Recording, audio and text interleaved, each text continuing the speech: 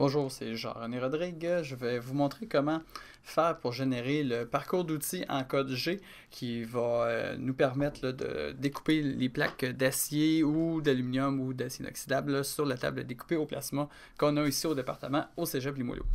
Donc, première étape qu'on va faire, on va aller ouvrir notre fichier DXF. Un fichier DXF, c'est un fichier vectoriel où est-ce qu'on va avoir des lignes ou des courbes ce fichier-là a été généré soit avec AutoCAD, SolidWorks, NX ou tout autre logiciel là, de dessin technique. On va commencer avec ça. On va aller ouvrir le fichier DXF. Je ne vous présente pas dans cette vidéo-là comment générer un fichier DXF. On va partir du fait là, que vous connaissez là, cette première étape-là. Donc, on va aller dans le logiciel SimplyCam. On va aller dans Open. On va aller sur nos disques durs à l'endroit où est-ce qu'on a mis notre fichier DXF. Fait que je vais venir ici dans les choix, là, garder uniquement DXF Files. Puis pour mon exercice, je vais utiliser le fichier qui s'appelle plaque. Je vais l'ouvrir. Donc, ma plaque est présentée ici. Donc, j'ai une plaque de forme rectangulaire avec 5 trous au milieu de celle-ci. Vous avez là, ici une échelle en bas à droite là, qui vous dit... donc, la longueur de l'échelle ici, c'est à peu près 0,6 pouces. Juste pour vous donner un ordre de grandeur, si la plaque est correcte, on va travailler toujours en pouces là, pour le logiciel SimplyCam. Donc... sinon, la fenêtre, le OpenDXF là, qui nous est apparue au moment où on a ouvert le fichier DXF, on a en haut à droite le Scale to, on a les dimensions de la plaque. Et effectivement, là, je l'ai dessiné préalablement. Je sais qu'elle mesure bien 3,5 pouces par 3 pouces et 3,8. Après ça, ici, on peut venir déplacer l'origine. Donc, je peux venir mettre mon origine en plein milieu, dans un des coins. Ou je peux cliquer sur Select Point pour venir placer l'origine à l'endroit qui me convient. Moi, je vais continuer d'utiliser l'origine dans le coin inférieur gauche. Là. Ça me convient comme ça.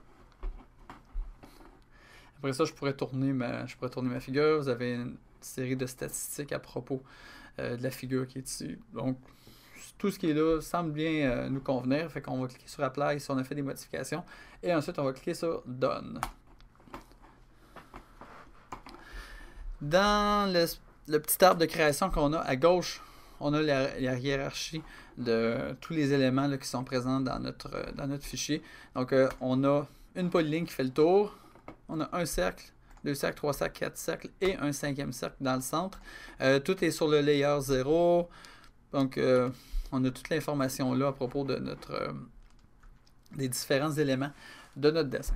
On va vouloir programmer un machinage, même si c'est fait avec une torche à découper au plasma. On programme ça comme si on programmait sur une tablette découpée avec une toupie ou une fraiseuse CNC. C'est comme si on faisait de l'usinage en 2D uniquement. Donc, on va aller dire qu'on va faire du machining. Et on va faire un contour.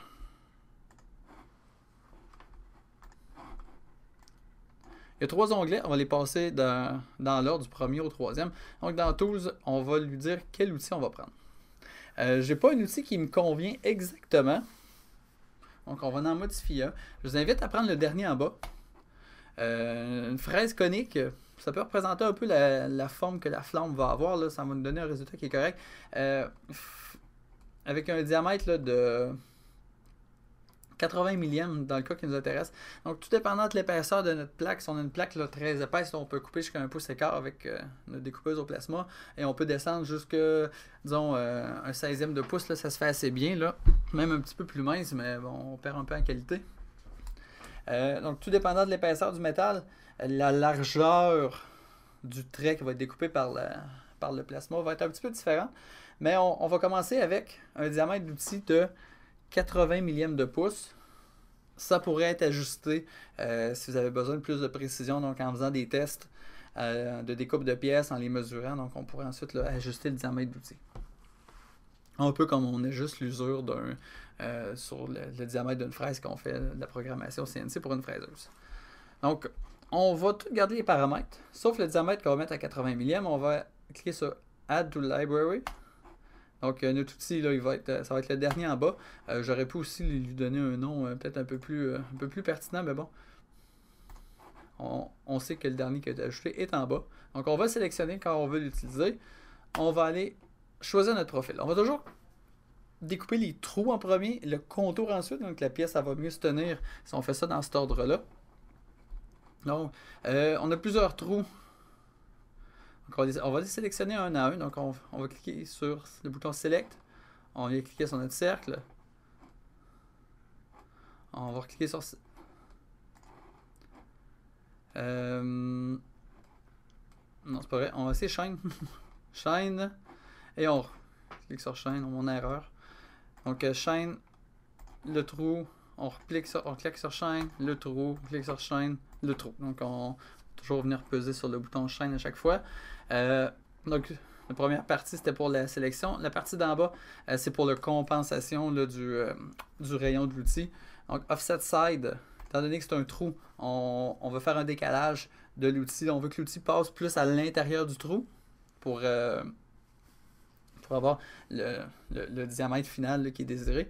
Donc, on va sélectionner Inside. Si on laisse à Off, le centre de la buse va passer en plein sur la circonférence du cercle. Et au final, on va se ramasser avec un cercle un petit peu plus grand. Donc, on va choisir Inside. Donc, l'offset distance, la distance de décalage n'est pas modifiable. Dans le fond, c'est le rayon de l'outil. Donc, on a 80 mm de diamètre, donc 40 mm ici. Lead in, lead out, c'est l'entrée. Donc, on va le mettre avec un arc. Et le lead out aussi avec un arc. Donc, ce que ça veut dire concrètement, c'est que la torche va venir se mettre en fonction à l'intérieur du trou. Ensuite, elle va partir avec un arc de cercle, elle va venir découper. Puis à la fin, au lieu de s'arrêter là, bien, avec un arc de cercle, elle va venir finir aussi là, à l'intérieur du trou. Ça va s'assurer d'avoir un trou de meilleure qualité, qu'il n'y aura pas de brûlure causée là, par l'amorce, l'allumage, puis l'éteignage de la torche. Et on va se décaler de environ un huitième de pouce, donc 0.13. 0.13. Ça donne un résultat qui est intéressant. Là, on finit avec paramètres. Tout ce qui est là est bon. On va juste cliquer sur Calculate. Et donc, j'attire votre attention. Là, tantôt, on était dans l'onglet Géométrie. Si on va dans l'onglet Toolpath, on va avoir un premier contour avec des paramètres d'outils, un chemin qui a été choisi. Fait que ça, on pourrait simplement l'effacer ou l'éditer. On va créer un autre machinage pour le contour de la pièce. Donc, je vais cliquer sur Machining, Contour. Je vais aller sélectionner le même outil que j'ai créé précédemment. Donc, le diamètre, on s'assure qu'il est toujours bon, hein, 80 mm. Dans Profil, on va venir tout désélectionner parce qu'on ne veut pas refaire un autre machinage qui inclut les cercles. Si on oublie de les désélectionner, on va programmer le contour de la pièce. Mais la torche, elle va aussi repasser pour couper chacun des 5 trous. Si on fait de l'usinage avec une fraise, puis qu'on passe là, donc on passe dans le vide, c'est pas grave. Avec le plasma, ça va avoir quelques conséquences. Donc, on va s'assurer de venir désélectionner chacun des cercles. Après avoir désélectionné les cercles, on va aller appuyer sur le bouton Shine. On va cliquer une fois sur notre contour, n'importe où, étant donné qu'on a pris l'option Shine, toutes les lignes qui se touchent sont sélectionnées, donc tout le parcours est sélectionné dans un seul clic. Maintenant, on veut que notre outil, notre torche au placement passe à l'extérieur de notre contour, étant donné que là, on n'est pas en train de percer un trou, on est en train de découper l'extérieur de notre pièce finale. Donc, on va dire que le offset side, on le veut à outside, donc à l'extérieur. Le rayon d'outil est toujours bon. Lead in, lead out, toujours avec un arc, à peu près un huitième de pouce, ça va encore convenir. C'est sûr qu'il n'y a pas de problème à en mettre un petit peu plus aussi. Puis, on va aller dans Paramètres. On va calculer le deuxième parcours d'outils. Puis là, ici, on va avoir là, donc, nos deux parcours qui vont être dans notre arbre, là, dans l'onglet Toolpath. Tout ce qu'il nous reste à faire, c'est s'assurer d'avoir le bon post-processeur. Donc, on peut aller voir dans Change Post, s'assurer qu'on a le bon. Ce qu'on veut, c'est PlasmaCam Inch. Donc, bien faire attention. La première fois que vous utilisez le logiciel, ça va être un autre post-processeur qui va être sélectionné. Ça va être Fanuc quelque chose. Il ne faut pas prendre celui-là, ça ne fonctionnera pas. Donc, dans la liste, vous prenez PlasmaCam Inch. Quand vous allez réutiliser le logiciel sur le même poste, sur le même ordinateur, PlasmaCam Inch va rester en mémoire. Donc, on clique sur OK. On va aller dans Run Post et ça va générer le code G automatiquement. Donc, les genres de fichiers que ça va donner, c'est des fichiers extension .cnc. C'est l'extension qui va être considérée par le contrôleur du Plasma. Donc, vous allez le sauvegarder je dirais là, le mieux c'est d'aller le sauvegarder dans votre dossier personnel, parce que votre dossier personnel va être accessible à partir de l'ordinateur qui est dans le local du Plasma, et à partir de là on va aller le réouvrir avec le contrôleur, la table est découpée au Plasma, chose qui va être expliquée dans une autre vidéo. Donc je vais lui donner un nom, je vais l'appeler, disons, plaque numéro 2. Je la mets dans mon dossier. Je m'assure que l'extension est bien .cnc. Un autre truc pour savoir si vous êtes trompé de post-processeur, si le type est autre chose que .cnc, c'est nécessairement pas le bon post-processeur. Donc c'est le seul choix que j'ai, .cnc. On clique sur enregistrer. Tout votre code G est ici.